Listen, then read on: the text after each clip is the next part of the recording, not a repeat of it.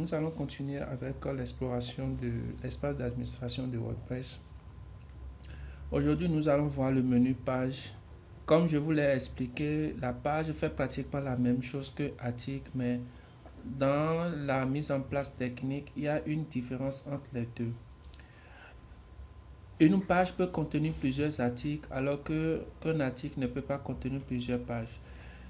La page est l'instance statique qui prend des informations dynamiques. Les articles constituent des informations dynamiques.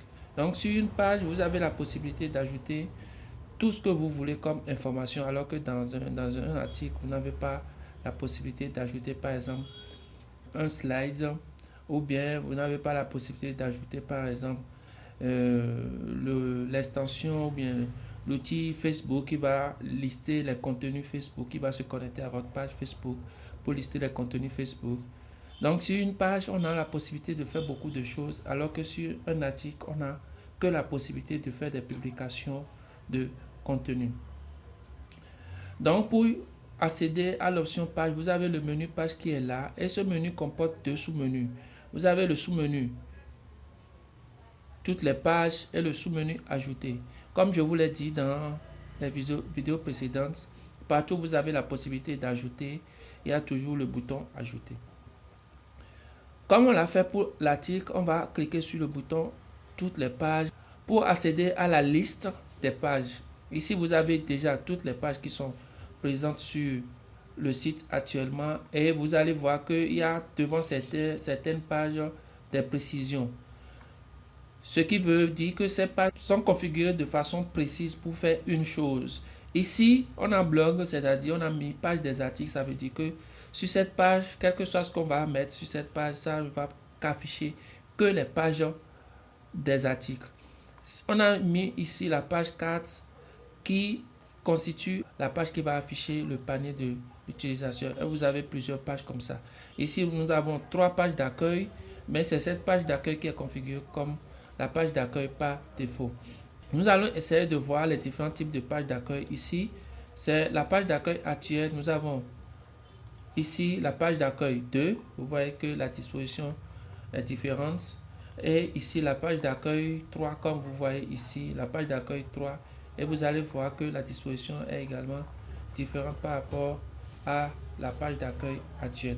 On a la possibilité de changer notre page d'accueil actuelle, et on fera cette option lors de la configuration de notre site. Revenons maintenant à la gestion des pages. Ici, nous allons ajouter une nouvelle page et nous allons modifier une page existante. Vous avez remarqué déjà que c'est la même chose au niveau comme au niveau des articles, à la seule différence qu'il y a ce menu qui s'ajoute, qui dit Edit with KC. On va voir ce que ça veut dire tout à l'heure. Donc nous allons cliquer sur notre bouton ajouter pour ajouter notre page. Nous allons ajouter notre propre page contact, parce qu'il y a déjà une page contact, et vous allez vous rendre compte que comme au niveau des articles, c'est la même chose, c'est la même disposition, et il y a toujours le bloc menu qui est là, image mise en avant, des discussions, ainsi de suite. Nous allons mettre le titre de la page. Nous allons simplement mettre nous contacter, qui est plus explicite. En principe, ici, nous ajoutons les informations de contact. Quelle est la difficulté que nous avons ici? Supposons qu'on veut faire deux blocs. Un bloc ici qui va contenir les informations de contact, et un bloc à côté qui va contenir le formulaire de contact. Ici, avec cet éditeur, nous n'avons pas la possibilité de gérer ce type de présentation, parce que l'éditeur de WordPress ne permet pas de gérer cela. Il y a des thèmes qui viennent automatiquement avec leur type d'éditeur, et ici, notre thème nous propose l'éditeur King Composer. C'est avec cet éditeur qu'on va essayer de mettre les deux blocs. Sinon, simplement, au niveau de la page, vous mettez votre contenu, comme on l'avait fait au niveau de l'article, et vous configurez votre contenu comme bon vous semble. Mais l'insuffisance, je l'ai montré tout à l'heure, c'est que nous n'avons pas la possibilité de faire des blocs. Nous allons alors cliquer sur Edit with King Composer. Il nous demande si nous voulons quitter parce que nous avons commencé par faire des modifications ici. On va faire quitter. Voilà, nous sommes sur notre page avec l'éditeur King Composer qui est ici. Nous allons nous contacter comme nom de page. Et maintenant, nous allons voir comment utiliser rapidement King Poster pour configurer notre site. Nous n'allons pas rentrer dans les détails parce que ça doit faire l'objet d'un cours complet. Mais l'inconvénient, c'est que sur un autre thème, vous pouvez avoir un autre éditeur et vous avez même vous-même la possibilité d'installer votre éditeur. L'autre problème pour lequel on ne va pas rentrer dans les détails, c'est que le King Composer qui est ici n'est pas la version Pro, c'est-à-dire c'est pas la version achetée. Mais ça va nous permettre simplement de configurer notre page comme bon nous semble. Qu'est-ce qu'on veut faire? On veut créer deux blocs. Un bloc ici, un bloc ici. Au niveau de King Composer, nous avons ici déjà les possibilités de blocs qu'on peut ajouter. Des informations qu'on peut ajouter. Mais si on veut ajouter une information précise, on va cliquer sur éléments.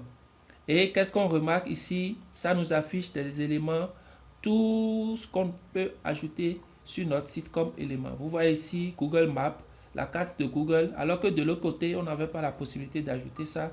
Vous voyez ici Facebook Posts, alors que de l'autre côté, on n'avait pas la possibilité d'ajouter ça. Twitter Feed, alors que de l'autre côté, on n'avait pas la possibilité de faire ça. On va revenir à ce qui nous intéresse. On va ajouter nos deux blocs. Donc, je clique ici et vous vous rendez compte en même temps qu'il nous a créé deux blocs. Un bloc ici, un bloc ici. On a la possibilité ici de configurer chaque bloc, de préciser les informations de chaque bloc. Ici, vous voyez au niveau du style, quelle couleur le texte va composer. Donc, vous avez toutes les informations en détail. L'arrière-plan, comment l'arrière-plan va se comporter, couleur d'arrière-plan. Le bloc même, comment le bloc même va se comporter, les marges, les paddings, les bordures et plein d'autres informations. Et vous avez même la possibilité de configurer les choses en fonction du support. Ici, c'est téléphone, ici c'est téléphone, affichage paysage, ici c'est tablette, affichage en paysage. Ça vous donne une totale liberté dans la configuration de votre site. Ce que nous allons faire, nous allons mettre une couleur d'arrière-plan. Je vais choisir du bleu. Comme couleur d'arrière-plan, je viens au niveau de boss, je fais un padding. Le padding, c'est la marge intérieure. C'est comment le contenu, les informations, c'est comment les informations qui sont contenues dans le bloc vont se comporter par rapport à la bordure. Quelle marge il y aura entre le contenu et la bordure. Je vais mettre padding fin des quatre côtés. Je vais cliquer ici. Je peux dire, je vais mettre un border. Border, c'est la bordure. Je mets solide et je mets couleur blanche et je mets la taille ici 5 pins. Toutes ces informations, c'est des informations arbitraires. C'est à vous de configurer vos blocs en fonction de ce que vous voulez. L'essentiel, c'est juste pour que vous voyez comment ça se passe. Je fais ajouter. Maintenant, ici, on a dit que cette partie va comporter les informations de contact, c'est-à-dire adresse, email, boîte postale, numéro de téléphone, numéro WhatsApp, compte Facebook, en tout cas toutes les informations de contact et ici le formulaire. Ici tout à l'heure, pour configurer les informations liées à notre bloc, on a cliqué sur le bouton en haut. C'est pareil ici aussi, on a la possibilité de cliquer sur le bouton en haut. Maintenant, pour ajouter une information à l'intérieur, on clique sur Add Element et ça nous donne la possibilité d'ajouter des informations. Qu'est-ce que nous voulons ajouter? Nous voulons juste ajouter du texte. Donc je vais ajouter du texte et il m'ouvre la fenêtre du texte. Je mets email, je mets contact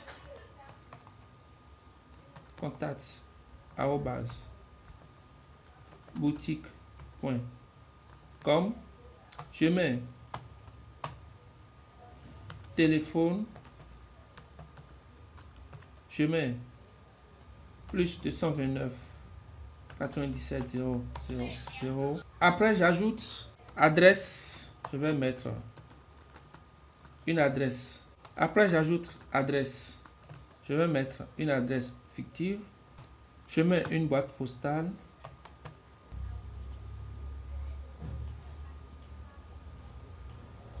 Je suis en train de faire la mise en forme pour que ça paraisse un peu plus intéressant. Je pense que qu'on a toutes les informations nécessaires. Je peux maintenant sauvegarder l'information et on a l'information au niveau de notre blog. Nous allons maintenant voir ici comment ajouter le formulaire.